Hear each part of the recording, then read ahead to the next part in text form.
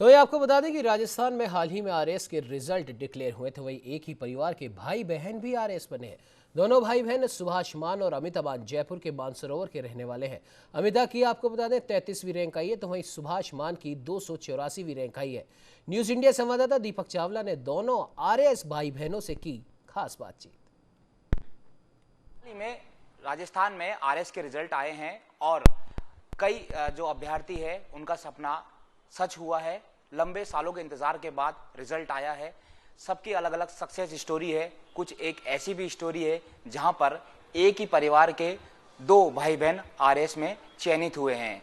हमारे साथ news India में बातचीत करने के लिए मौजूद है अमिता मान, जिनकी रैंक 33 है, और इनके बड़े भाई सुभाष मान, जिनकी रैंक 284 है। सभी का अलग अलग नज़रिया है, अलग अलग सक्सेस होती है। इनसे जान लेते हैं कि इनकी सक्सेस के पीछे क्या वजह है, कितना ये पढ़ते हैं और क्या मैसेज ये युवाओं को देना चाहते हैं।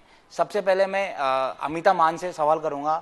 मैडम, क्या कुछ कहना चाहेंगे? आपको बधाई हमारी ओर से, और युवाओं को क्या मैसेज देना चाहिए? कितना आप पढ़ते थे? सर, मेरा ये रूटीन रहता था कि कंसिस्टेंटली 6 से 7 घंटे मैं पढ़ाई करूं, और मेरा ये कंसिस्टेंटली रूटीन रहना चाहिए। इसके अलावा सर, मैं युवाओं को एक मैसेज देना चाहूँगी कि सबसे पहले हमें एक गोल निर्धारित करना चाहिए, फिर उसमें विश्वास रखना चाहिए। उसके लिए कंसिस्टेंटली हमें अपने एफर्ट्स डालने चाहिए, और स्मार्ट वर्क ही एक ऐसा माध्यम है जिससे कि आज के इतने कम्पिटिटिव वर्ल्ड में हम सक्सेस हासिल कर सकते हैं।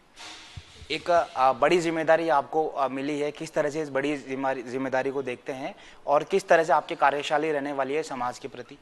सर, मेरा हमेशा से यही रहेगा गोल कि जो भी समाज के वंचित वर्ग हैं, मैं उनके लिए जो भी सरकारी योजनाएं हैं या मेरे पास जो अधिकार होंगे, उनके माध्यम से मैं जितना भी उनके लिए कर सकूं सर, मेरी प्रायोरिटी पे हमेशा जो vulnerable sections of the society हैं वो रहेंगे।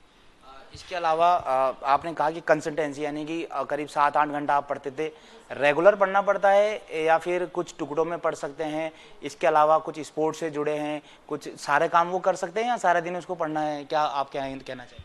सर, ये आपकी इंडिविजुअल कैपेसिटी पे डिपेंड करेगा कि आप कितना ड्यूरेशन का एक स्लॉट ले सकते हैं। तो आप ब्रेक करके चलिए हमेशा। मोस्टली जो हमारा स्लॉट रहता था 1 घंटा हम कंटिन्यूसली रखते थे, फिर 10 से 15 मिनट का बीच में गैप लेते थे। ऐसे हमारा रूटीन रहता था। जी सर। इनके बड़े भाई है सुभाष मान, वो भी आरएएस में चयनित हुए, 284 रैंक के। उनसे बातचीत कर लेते हैं। आपको तो विशेष बधाई, बड़े भाई भी हो, छोटी बहन भी आरएएस में सेलेक्ट हुई है और आपसे अच्छी रैंक लाई है, तो ऐसे मन में नहीं लगता कि मेरी रैंक इनसे ज़्यादा आ गई?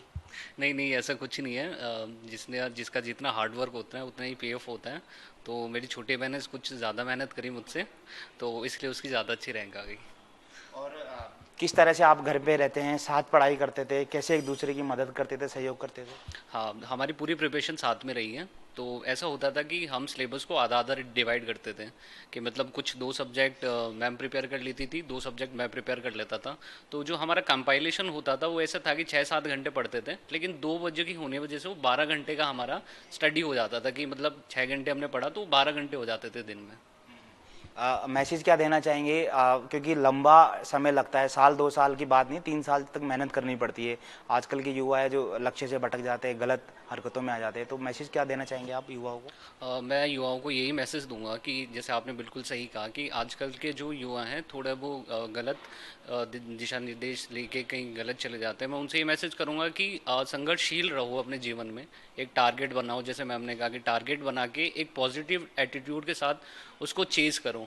क्योंकि मैं ये मानता हूँ कि मेरे पिताजी ने मुझे एक बात कही थी कि जो पढ़ाई होती है ना, वो आपको आपको आपका सुधार करेगी, आपका समाज का सुधार करेगी और देश का सुधार करेगी, और इन सब की वजह से एक व्यक्तित्व के अंदर सुधार आता है पढ़ाई की वजह से। तो युवाओं को ये मैसेज है, पढ़ाई करो और गोल सेट करो, और साथ ही साथ जो आपका ड्रीम है उसको अचीव करो। कोई भी चीज़ आपको रोक नहीं सकती कभी। ये थे दोनों भाई बहन जो बता रहे थे, युवाओं को एक मैसेज भी दे रहे हैं। इन्होंने अपना सपना जो है वो साकार किया है, और सपने जो देखता है वही उसको पाता है। डेडिकेशन, फोकस और डिसिप्लिन आपको रखना है, तभी जाकर आप अपने हर लक्ष्य को हासिल कर सकते हैं। युवाओं को विशेष मैसेज दिया है, गलत रास्ते में नहीं जाए और अपने सपने निर्धारित करें और उसके लिए हार्ड वर्क करें। सहयोगी जितेश शर्मा के साथ मैं दीपक चावला, न्यूज़ इंडिया, जयपुर।